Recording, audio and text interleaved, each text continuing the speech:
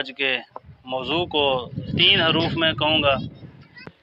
اندھیری رات سے شمس و ضحیٰ کی بات کرو، ستاروں آؤ آؤ نور مصطفیٰ کی بات کرو۔ ہو گئے دشمن یہ دیکھ کر حیران ہو گئے، رکھا میرے نبی نے دنیا میں جب قدم، پتھر بھی کلمہ پڑھ کر مسلمان ہو گئے۔ مراد ملی مدعا ملا، منزل ملی مراد ملی مدعا ملا، مل جائیں جو حضور تو سمجھو خدا ملا۔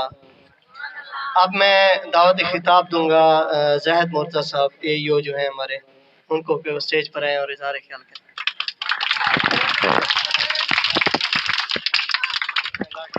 اعوذ باللہ من الشیطان الرجیم، بسم اللہ الرحمن الرحیم۔ انتہائی قابل احترام پرنسپل اسکول حاضہ محترم صفدر عباس صاحب، تمام ٹیچر صاحبان اور میرے اس اسکول کے بچوں، السلام علیکم۔ آج کا پروگرام محفل میلاد کے توسط سے قائم کیا گیا، بنایا گیا۔ لازماً ہم سب حضور نبی کریم صلی اللہ علیہ وسلم کی مبارک امت میں پیدا ہوئے ہیں، تو ہمارے لیے ضروری ہے کہ اپنے نبی کے تذکرے کریں، اپنے نبی کی سیرت کو بیان کریں، اپنے نبی کی صورت کو بیان کریں۔ صبح میں سوچ رہا تھا کہ آج پروگرام ہے اور لازماً کہیں گے خطاب کریں۔ دین اسلام کے علم کے اگر ہم توسط سے دیکھیں تو ہم جاہل ہیں، کیونکہ دین اسلام میں جو عالم ہوتا ہے اس کا کام ہے خطابت کرنا، اس کا کام ہے بیان کرنا۔ لیکن ہمارے نبی کی جو حیات مبارکہ ہے یا ہمارے نبی کی جو شخصیت ہے وہ ایسی نہیں ہے کہ وہ محتاج ہو صرف عالم ہی بیان کرے۔ تو کیونکہ ہم سب ہی اپنے نبی سے محبت کرتے ہیں تو اس کا اظہار ہم سب کے لیے ضروری ہے، ہم سب کریں۔ پھر میں سوچ رہا تھا کہ آج کے موضوع کو 3 حروف میں کہوں گا کہ اللہ نے قرآن مجید کے اندر اپنے نبی کے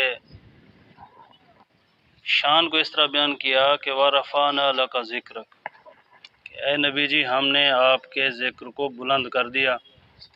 پھر ہم ہر اذان کے بعد دعا پڑھتے ہیں تو اس دعا میں ایک لفظ آتا ہے کہ ہم نے آپ کو مقام محمود عطا کر دیا، اور یہ 2 الفاظ ہیں۔ اس کے علاوہ جیسے تقریر میں آ گیا کہ اللہ نے اپنے نبی کو یا ایھا المدثر کہا، یا ایھا المزمل کہا، واللیل کہا، والضحیٰ کہا، یاسین کہا، طٰہٰ کہا، کہیں یا ایھا النبی کہا۔ قرآن مجید کا پورے کا اگر ہم تذکرہ کریں، اس کو پڑھیں، تو کسی جگہ کسی ایک نبی کو بھی اس طرح اللہ نے نہیں پکارا ہے کہ یا ایھا النبی۔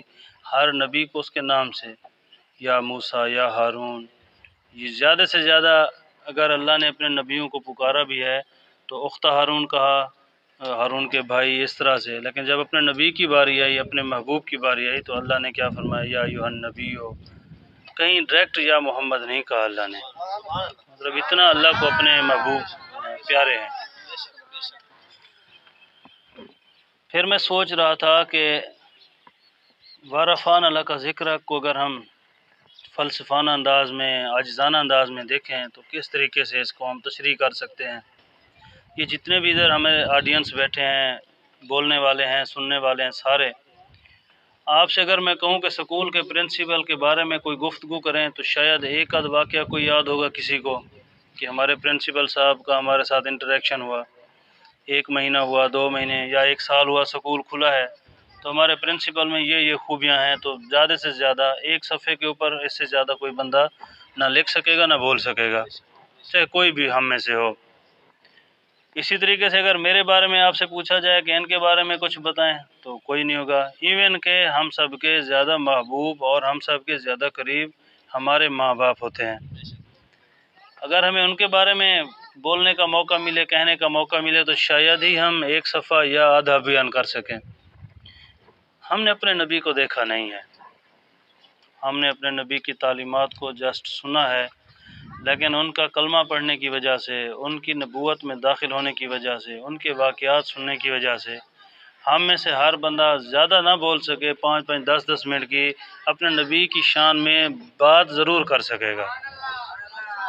یہ ہے وارفان اللہ کا ذکر، کہ ہر خاص و عام کی زبان پر اللہ نے اپنے نبی کا اسم محمد جاری کر دیا ہے، اور ہم جانتے بھی نہیں، پہچانتے بھی نہیں، نہ دیکھا ہے، غیبانہ تعارف ہے، غیبانہ ہم نے ان کے اوپر ایمان لائے ہیں، غیبانہ ان کی سیرت کو سن رہے ہیں، لیکن دل مانتا ہے کہ وہ واقعتاً ہی اس قابل تھے کہ اللہ ان کو سردار الانبیاء بناتے، وہ واقعتاً ہی اس قابل تھے کہ اللہ ان کو مقام محمود عطا فرماتے، وہ واقعتاً ہی اس قابل تھے کہ اللہ ان کو قیامت کے دن شفاعت کی جو ہے طاقت عطا فرمائیں گے کہ وہ اپنے امت کے حق میں جس کی چاہیں گے شفاعت کریں گے۔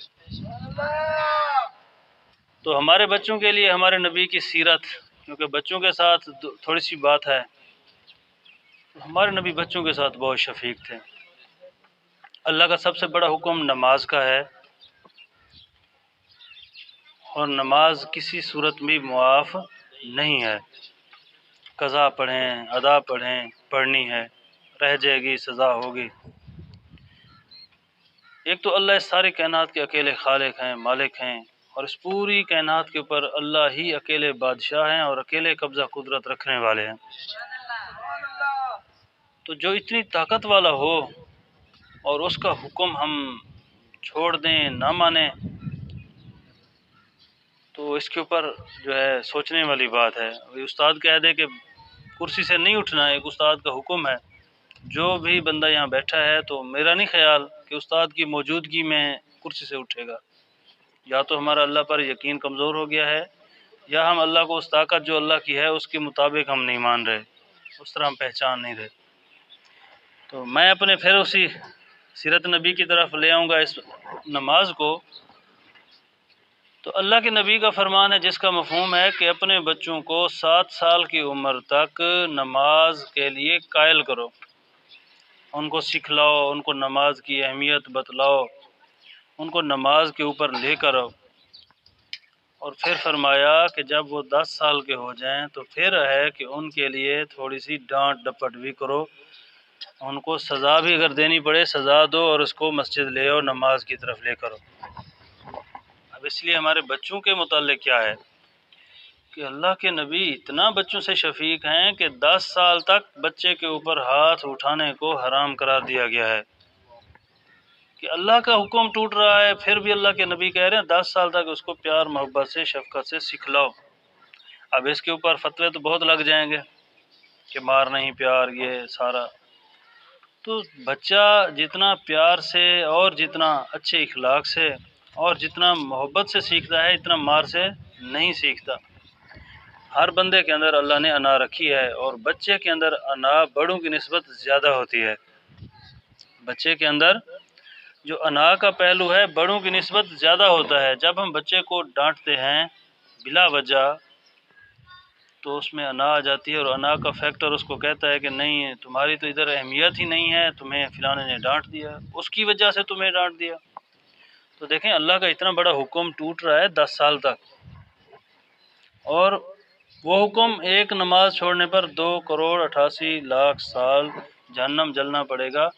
اتنا بڑا حکم نبی کی حدیث سے میں مفہوم بیان کر رہا ہوں، اللہ ہم سب کو معاف فرمائے، کمی سب میں ہے۔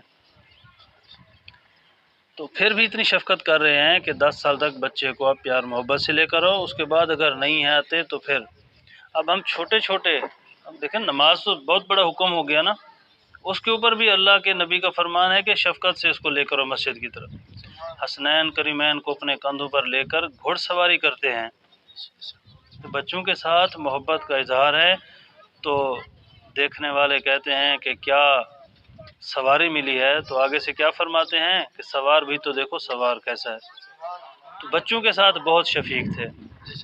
اگر ہم چاہتے ہیں کہ ہم بھی اپنے نبی کی 100% پیروی کریں، اپنی طبیعت کے اندر بدلاؤ لانا پڑے گا، چینج لانی پڑے گی کہ ہم بھی اپنے بچوں کے ساتھ، اپنے سکول کے طلباء کے ساتھ شفقت سے پیش آئیں، پیار سے پیش آئیں، گالم گلوچ اختیار نہ کریں۔ دیکھیں میں سکول میں جاتا ہوں تو ہمارے ٹیچرز جو کچھ کر رہے ہوتے ہیں تو بچے نا بعد میں استاد کی موجودگی میں نہیں، بعد میں بتلاتے ہیں، موقع ایکسرسائز کرتے ہیں کہ ہمارے ٹیچرز ایسے کر رہے ہیں۔